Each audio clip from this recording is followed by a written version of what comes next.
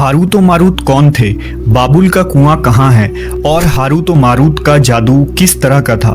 ये वो पुरअसरार सवालात हैं जिनके जवाब तो बहुत हैं और लिखने वालों ने भी बहुत कुछ लिखा है, लेकिन उन किस्से कहानियों में हकीकत को तलाश करना गहरे समुंदर से मोतियां निकालने के बराबर है। हारूत और मारूत के मुतालिक बुनियादी तौर पर दो तरह की रवायतें मिलती हैं, एक वो जो कुरान और हदीस और ताबईन के अक़वाल में मौजूद है और दूसरी वो जो तौरेत और इंजील और इसराइली रवायतों में आती है, जबकि उन इसराइली रवायतों को बेशतर उलमा और मुवर्रिखीन ने तायद की है। इस वीडियो में हम उन दोनों तरह की रवायतों और वाक़यात को मुकम्मल पेश करेंगे।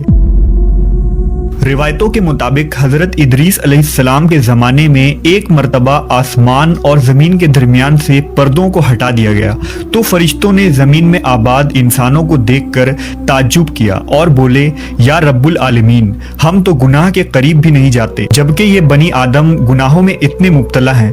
अगर हम उनकी जगह होते तो कभी तेरी नाफरमानी ना करते।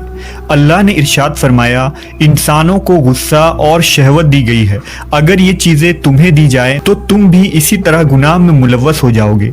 लेकिन फरिश्तों ने कहा, हम ऐसा हरगिज न करेंगे। लिहाजा अल्लाह के हुक्म से फरिश्तों ने अपनी जमात में से दो बेहतरीन और इताअत गुजार फरिश्तों को चुन लिया, जिनका नाम हारूत और मारूत था। अल्लाह ने उन दो फरिश्तों में इंसानी फितरत और शहवत डालकर दुनिया में भेजा।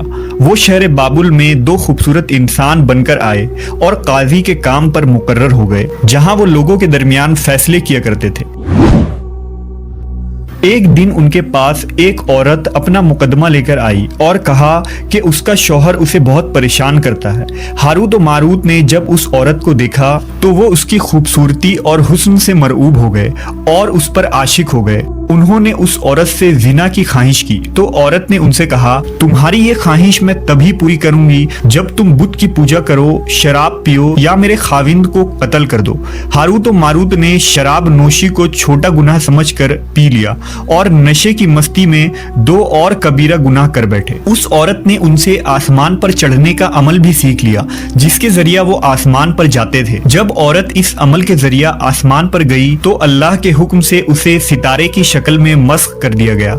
चूंकि उस औरत का नाम ज़ोहरा था, इसलिए वो सैयारा ज़ोहरा कहलाया, जिसे आज वीनस कहते हैं।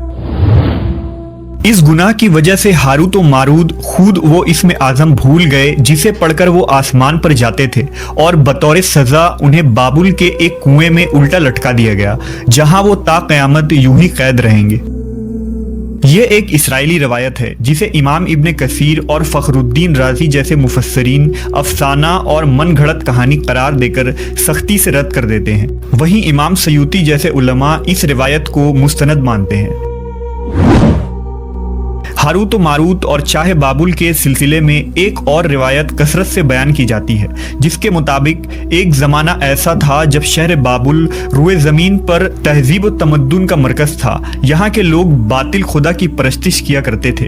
ये लोग अपनी किस्मत उनसे वाबस्ता समझते थे, इसलिए इल्म नजूम और इल्म फल्कियात में बड़े माहिर थे। उनके बुतकदों में सितारों की पूजा की जाती थी। ये लोग जादू, तंत्र मंत्र, सिफली को बहुत अहमियत देते और इस इल्म के जरिया मुआशरे में खूब फसाद फैलाते थे। ये लोग तिलिस्म, जादू, तंत्र मंत्र में बहुत आगे बढ़ गए। उनमें बड़े बड़े जादूगर मौजूद थे। उनकी तारीखी किताबों में जगह जगह जादू और तंत्र मंत्र ही नजर आता है। उनका जादू दूर दूर तक मशहूर था। मुख्तसर ये कि उस शहर का बाशिंदा होना ही जादूगर होने की अलामत थी। जब हज़रत सुलेमान अलैहिस्सलाम की हुकूमत आई तो आपने उन लोगों को इस शिरकिया अमल से रोका और उनकी सहर और जादू की किताबों को एक जगह जमा करके अपनी अजीम कुर्सी के नीचे दफन कर दिया, ताकि इस फितना अंगेज इल्म का जड़ से खात्मा हो जाए। जब सुलेमान अलैहिस्सलाम की वफात हुई तो शैतान ने उन किताबों को दोबारा खोद कर निकाला और लोगों से कहा कि सुलेमान पैगंबर नहीं था, बल्कि उन किताबों के जरिया हुकूमत किया करता था। लिहाजा हवा में उड़ना, जिन्नात पर काबू और सुलेमान अलैहिस्सलाम के गैर मामूली मुआजिज़ात दरअसल जादू और सिफली का अमल था। बनी इसराइल ने उसकी पैरवी की और उन किताबों को पढ़ना शुरू कर दिया। लिहाजा दोबारा ये शर अंगेज इल्म इस कौम में सुरायत कर गई। अल्लाह ने सुलेमान अलैहिस्सलाम पर लगाए गए इल्ज़ाम और तुहमत की नफी करते हुए सूरह बकरा में फरमाया है, اور انہوں نے اس چیز کی پیروی کی جو شیطان سلیمان کی بادشاہت کے وقت پڑھتے تھے، اور سلیمان نے کفر نہیں کیا تھا لیکن شیطانوں نے ہی کفر کیا۔ لوگوں کو جادو سکھاتے تھے، اور اس چیز کی بھی جو شہر بابل میں ہاروت و ماروت دو فرشتوں پر اتارا گیا تھا، اور وہ کسی کو نہ سکھاتے تھے جب تک یہ نہ کہہ دیتے کہ ہم تو صرف آزمائش کے لیے ہیں، تو کافر نہ بن۔ لہٰذا جب یہ سحر کا علم بابل میں عام ہو گیا اور لوگوں کی تکلیف اور پریشانی کا باعث بن گیا، تو اللہ نے دو فرشتوں کو انسانی صورت میں مامور کیا کہ وہ جادو کے عوامل اور اسے باطل کرنے کا طریقہ لوگوں کو سکھائیں تاکہ وہ جادوگروں کے فساد اور شر سے محفوظ رہ سکے۔ لیکن یہ تعلیمات غلط مقصد کے لیے بھی استعمال ہو سکتی تھی۔ حالانکہ وہ فرشتے لوگوں کو تنبیہ کرتے تھے اور ان کے لیے صراحتاً کہتے تھے کہ یہ تمہارے لیے ایک طرح کی آزمائش ہے، لیکن پھر بھی وہ لوگ ایسے کاموں میں پڑ گئے جو انسانوں کے لیے ضرر اور نقصان کا باعث تھا۔